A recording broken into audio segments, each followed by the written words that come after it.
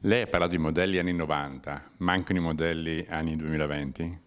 No, manca un modello di futuro, non sappiamo dove stiamo andando perché il pensiero rimane ancorato su una conservazione, su un mettere sotto campane di vetro territori che invece hanno bisogno di opportunità, di investimenti, di scelte fatte da chi ci vive. Modelli di sviluppo non al passo con i tempi, se ne è parlato nella seconda giornata del convegno promosso da Confindustria Belluno Dolomiti in Villa Doglioni dal Mas. C'è sempre qualcuno dall'esterno che deve dire cosa deve essere la montagna e cosa devono essere i paesi.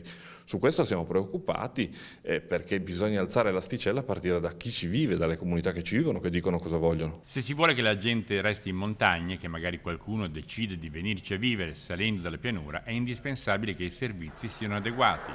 Non solo strade, ma anche scuole, sanità, fibra ottica e tutto quello che il nuovo millennio richiede. Su questo bisogna capirci cosa intendiamo, non è che portiamo le masse, ci sono persone che vogliono abitarci, che ci devono continuare ad abitare, famiglie che hanno generazioni che ci vogliono continuare, persone nuove che ci vogliono andare a vivere, che hanno bisogno però di servizi, scuole, trasporti e sanità, che vanno ripensati rispetto agli anni 90.